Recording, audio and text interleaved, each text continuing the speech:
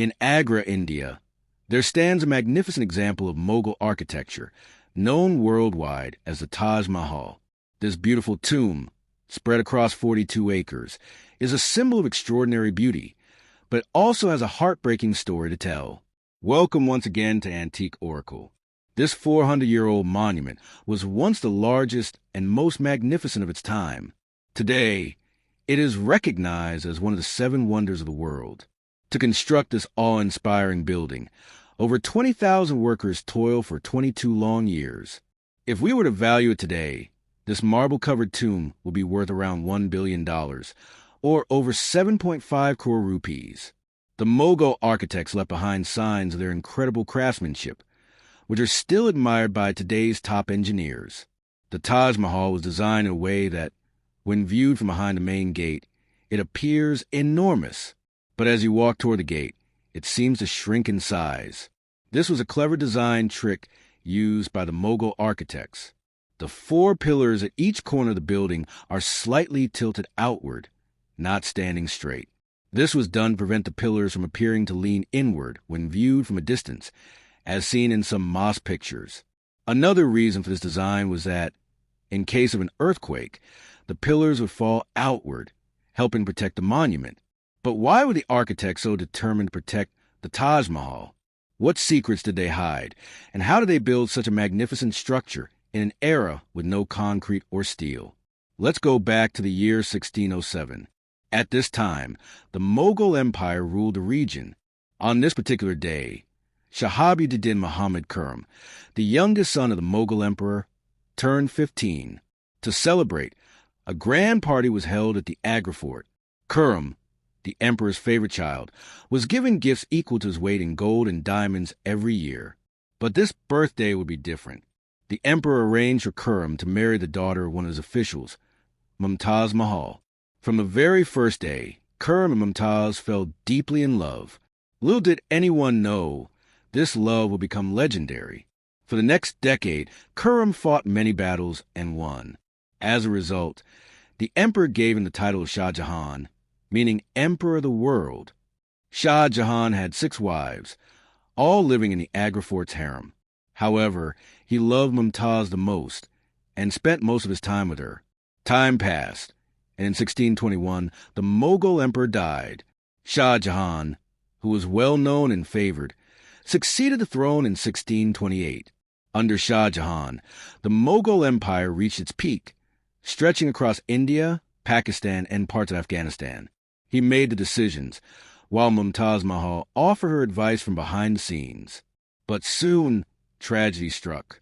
1 year after becoming emperor, Shah Jahan found himself in a war. The war lasted for 2 years, and Shah Jahan emerged victorious. However, before he could celebrate, he received devastating news. Mumtaz Mahal died while giving birth to their 14th child on June 17, 1631. The entire Mughal Empire mourned her death.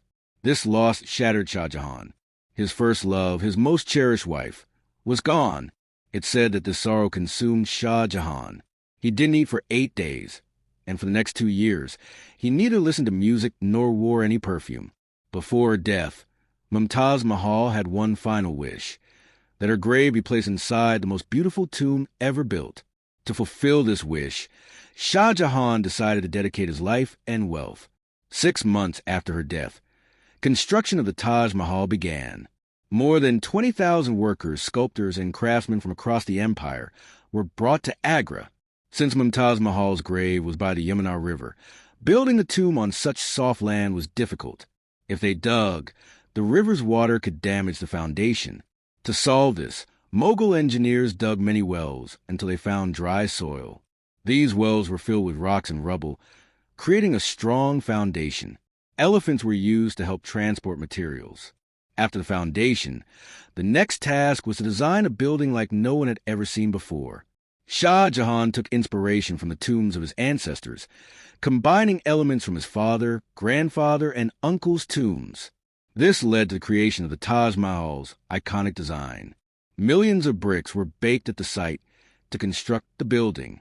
This was an enormous task, and it drained the royal treasury. Shah Jahan didn't mind. His only focus was completing the project. So many workers were brought in that food supplies in surrounding areas ran low.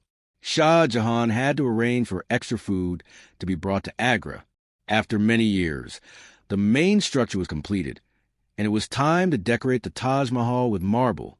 The finest marble, known as Makrana marble, was sourced from Rajasthan, over 400 kilometers away. Shah Jahan reserved all of this marble for the Taj Mahal, ensuring that no one else could buy it until construction was complete.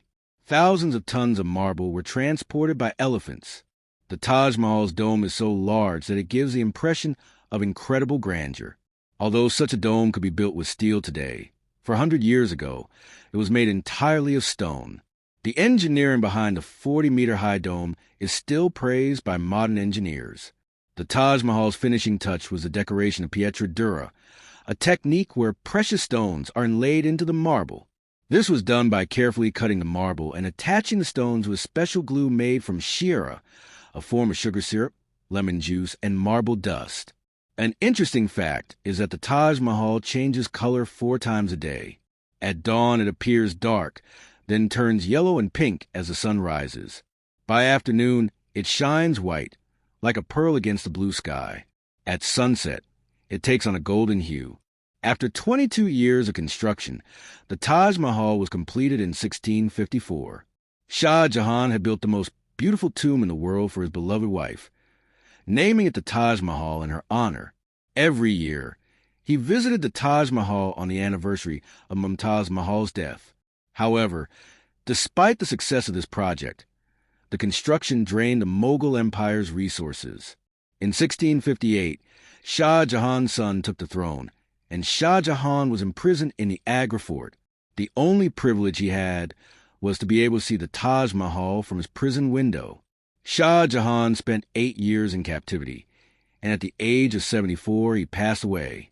He was buried beside Mumtaz Mahal, inside the Taj Mahal, fulfilling his lifelong wish to be with her.